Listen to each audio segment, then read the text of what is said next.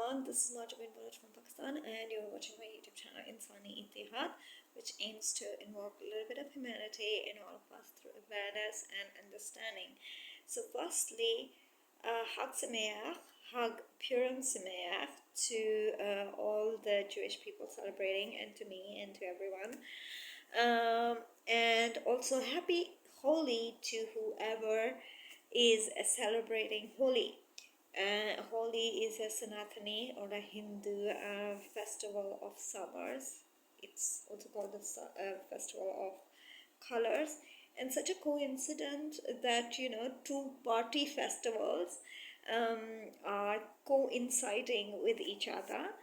Purim, of course, is the carnival festival, and it's a rabbinic festival, which is not part of the Torah, as such, but it is rather a rabbinical, festival. And lots of partying, lots of, eating and dressing up and all that. Same is the theme for Holi. That lots of color throwing, eating, and fun activities, though I am not celebrating either of these because one, I'm traveling for some stuff, so tomorrow I would be traveling, although I shouldn't be, because but then it is a rabbinical festival. So, and personally, to be very honest, Purim is not the Purim story and what was in the background of this festival. In fact, the background and why Purim came to become a festival and why Jewish people celebrate it is a very inspiring story personally for me, because it's all about women empowerment and feminism, as Queen Esther saves the Jewish people from annihilation in Babylon, in Persia, Persian Empire, sorry. So yeah, in that case, it's a very inspiring and wonderful story, and a very divine, historical, miraculous event. But the celebration with it, to be very honest, I think it's the only Jewish festival that I'm least interested. Maybe because of my own personal, I mean, you have to dress up like dress up like to be some person, or like a fancy dress kind of a thing, or you know and lots of drinking, of course, lots of drinking.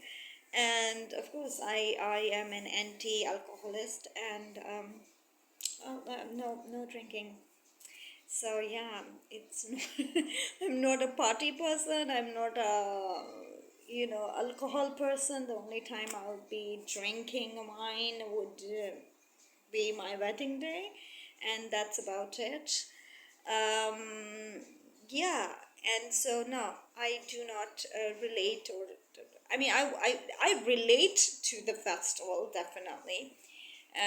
Relate to this festival at so many levels, spiritually, and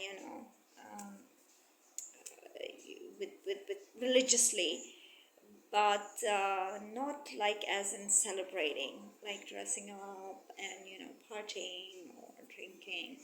Love the food, Macintosh, and the biscuits. That, I mean, I would love to taste those. I've never baked them. I should have tried baking them, but I don't know. Like I said, I'm traveling, so yeah, maybe some Purim I would probably bake hamantations, or some delicacies of Purim. Yeah, and again, Holi. Me and my sister, I think couple of years back, we were like so into Holi. We will celebrate Holi, and my sister was actually very, very excited. And whenever this Holi festival come, we will celebrate. And in fact, when I was in India, it was Diwali at that time. So I thought I asked one of my Raksha Bandhan brothers, Aravind, So I asked him to, let's celebrate Holi in Diwali, and let's celebrate Diwali and Holi together. And so, sort of, since I won't be here in India for Holi, so, and by the time it was Holi, my visa expired and I had to come back. Otherwise, I would have been there. I would have celebrated. So maybe it was not meant to be. So yeah, now me and my sister are not interested. Sorry, because she is becoming sick, so she is literally forbidden to celebrate Hindu festivals or Sanatani festivals as per the Sikhism teachings. And of course, I have lost the heart for it too. Sorry. So yeah, but other than that, I wanted to talk about something really, really serious, which I thought it's very fit in the context of Esther saving uh, her people, the Jewish people. And I think this is the best time to have this narrative across, so that I think my audience will be able to understand what I'm trying to portray. So I wanted to talk about the 1947 partition of India and Pakistan, and I also wanted to talk about the partition of Bangladesh from the Bangladesh and Pakistan. And I wanted to talk about how much price did the South Asian women paid for the South Asian men to have sovereignty and power and have their own sovereign countries. And often it's the case in many conflicts where, people are fighting and struggling for an identity, for sovereignty, for power. And historically, men have wanted power and to rule, to govern, and in those conflicts, women have suffered so much, and men have gained the fruits. And men also, they have also suffered in a way that there has been bloodshed of men, and of course, but then again, for women, it is of another level.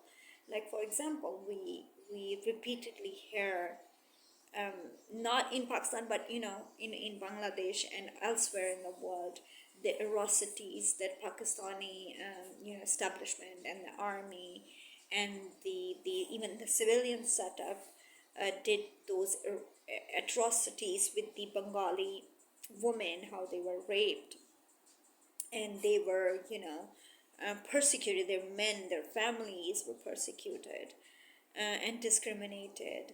And then starting with 1947, the partition of Punjab, the partition of Pakistan and India, we see the brutalities against women, how they were, molested, raped, gang raped.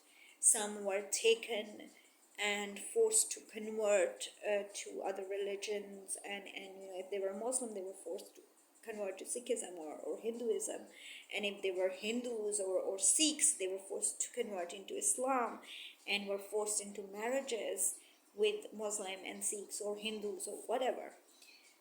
But sad stories, and with and looking at why these women suffered was because Gandhi and Jinnah and many of these political areas, the Congress or the Hindu leaders or the Muslim leaders wanted a Hindu country or a Hindu sovereign nation, and Muslim wanted a Muslim sovereign nation.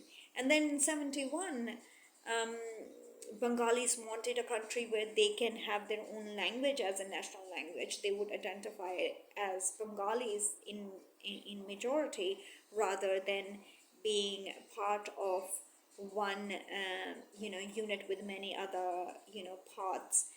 despite the fact that they were in majority and larger in population and also in terms of land area. So they they wanted their own independence. So I was just thinking that it is it is very, very difficult to have this understanding of those women who not just lost their families and their children and their dignity. Some of them have lost their religion, their identity. And I mean, for women who were taken, the Sikh women who were taken into um, in taken in by Muslim men as wives, and they were converted. They were their identity. I mean, they lost their family, they lost their dignity, they lost everything. They were molested, they were forced into marriage, and they were lost of their their connection to Hashem.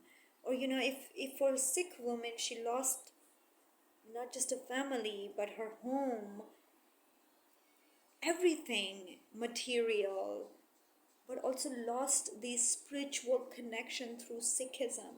Or if we talk about the Muslim woman becoming a Sikh, she lost the spiritual connection with Allah.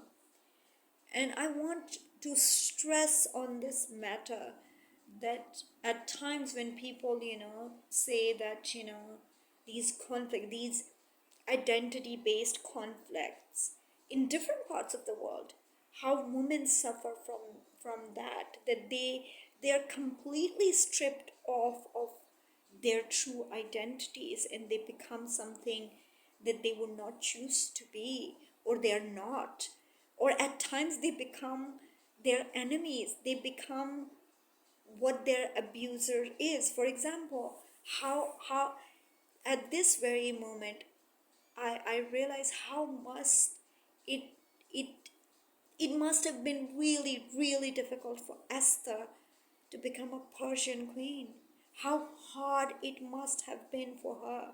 And then being a Persian queen, saving her Jewish people, it's even it's difficult that and then I think of these women in 1947 who from Sikhism become Muslim, or from Sikh or from Islam to become a Sikh woman. How hard it must have been for them. And today when I support the case of Khalistan, and today when I feel that Sikhs should have their homeland Khalistan, it's because I acknowledge the pain and the suffering of those women and those families who shed their blood for being who they are, and staying who they are, choosing to have their identity being continued to another generation. I mean, this is what Purim is all about, the continuity of the Jewish people, that Jewish people survive, that Jewish people live on, and not just live on. They were sent back to Jerusalem, to rebuild the temple and to rebuild the Jewish life and with all the Jewish spiritual religious connection to Jerusalem. And therefore I feel that when a Sikh woman should come to Nankana Sahib in Kartarpur, she should feel, I mean, obviously it must have been hard for them, these, especially Kartarpur, because it's on the border, and I've been to Kartarpur, and I remember sitting in that Gurdwara, and when that Jathedar, that Sevadar, who is the head of the management of Kartarpur Sahib, gave us saropas, the ropes, and they were like white ropes. And me and my sister, I remember me bursting into tears. And I was just bursting into tears. And I kissed the that saropa. And I was thinking of those Muslim women and those Sikh women who were vandalized, who and the thought was going around my mind in Punjabi that, and I'll say this in Punjabi and then I'll translate it. This is probably the Kartarpur border is the border between India and Pakistan, and that border,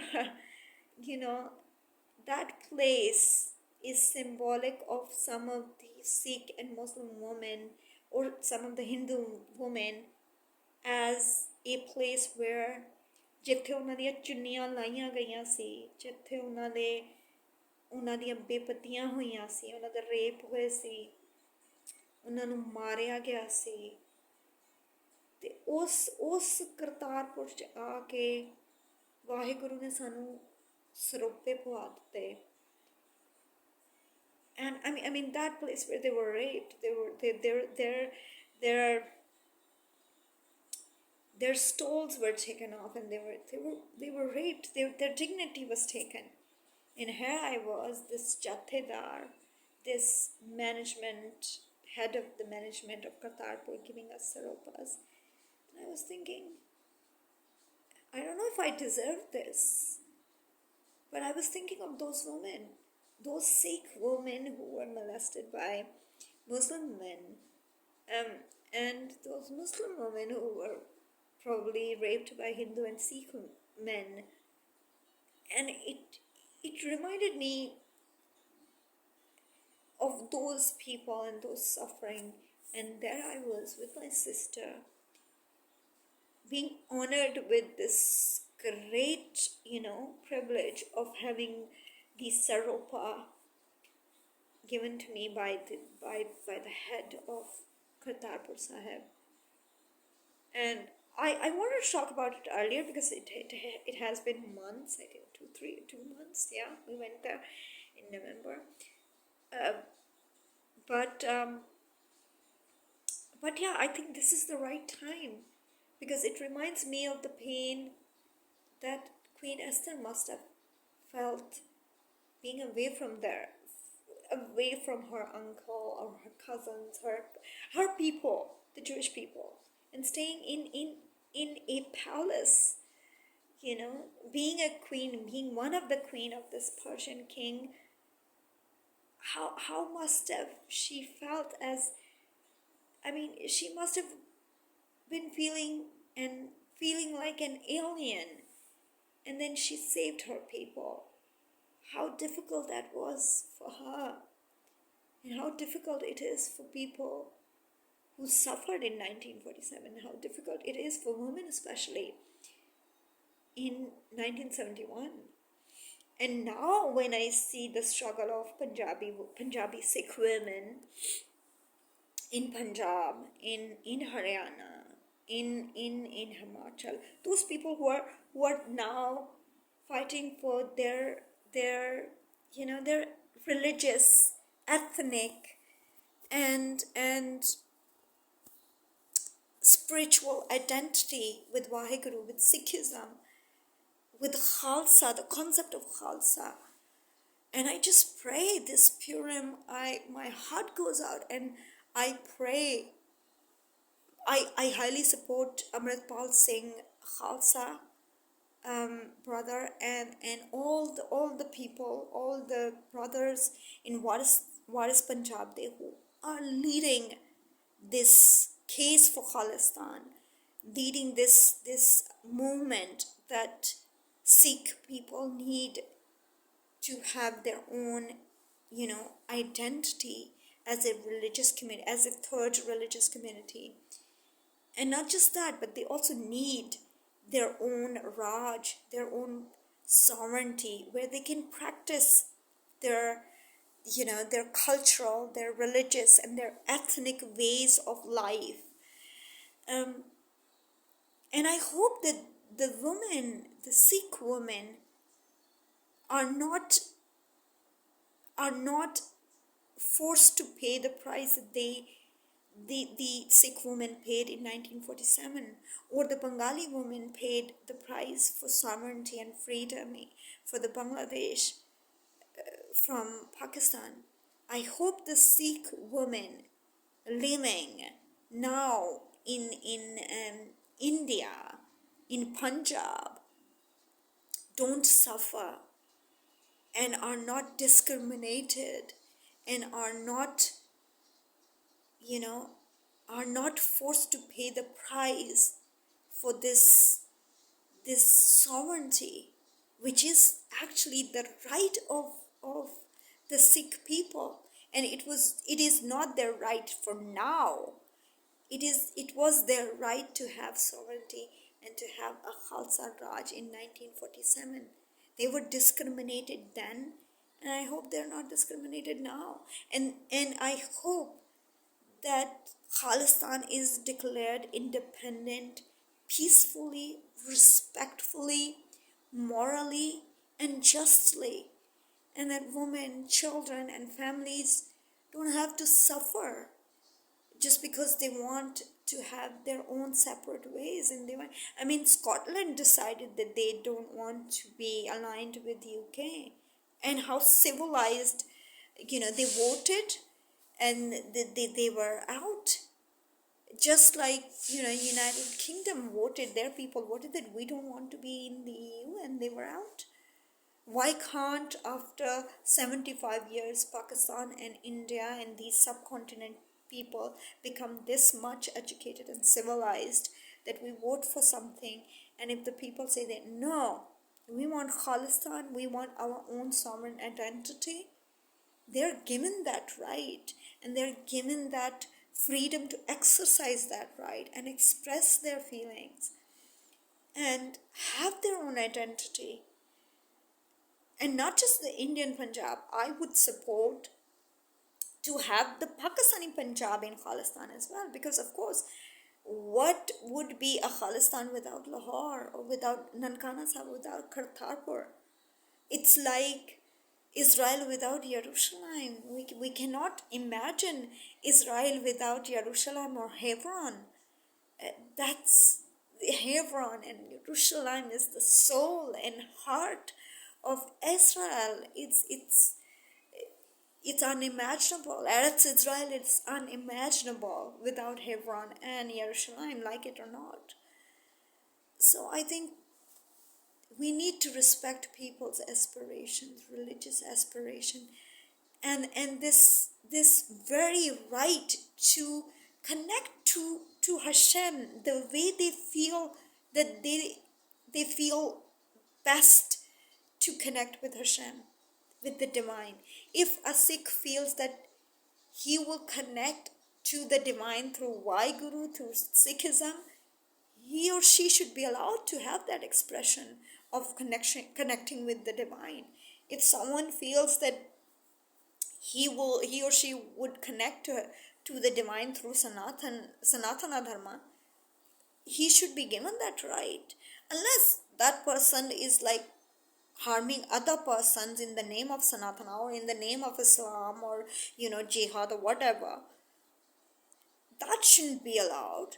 But every human being has this basic right to connect with the divine the way he or she feels fit and feels comfortable in. I hope this Purim, I hope the story of Queen Esther teaches us this civility, and not just Queen Esther. I think more than Queen Esther, we need to learn from that Persian king whose name I totally forgot. I'm really, really sorry about that. I forgot. I don't like the Persian king, but he saved the Jewish people, so I should like him. But whatever.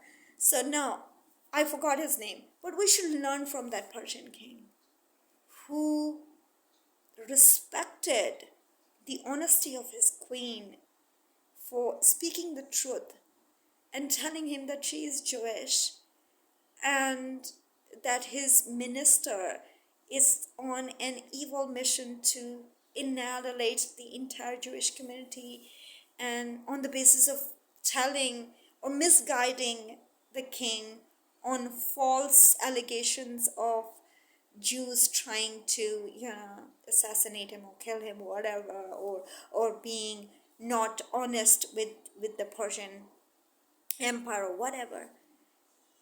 And I think, people like, Hashvarash, something like that. His name, the king's name was Hashvarash, weird names. Persians have pagan Persians had weird names, so I do not remember. Whatever. So Hashvarash, okay, that was Hebrew. But we should need to learn from that Persian king to allow their subjects the expression of religious connectivity with the divine, and allow the sovereignty and freedom to express a community, an ethnic community or a cultural community or a religious community, to express itself the way it feels best, the way it feels most suited. I hope the entire world becomes this much civil, and not just we focus on our own freedoms, but we also respect other people's freedoms as well. Happy Purim, happy Holy, Chag Purim Sameach to everyone, especially people in Eretz Israel, because we need a lot of partying and fun and happiness, especially in this very not good times. I think Purim need to be celebrated with utmost happiness, joy, simcha, and also humility and mutual respect for each and every kind of humanity. So I hope these days are very blissful and simcha filled and amazing for everyone in the world. Thank you very much.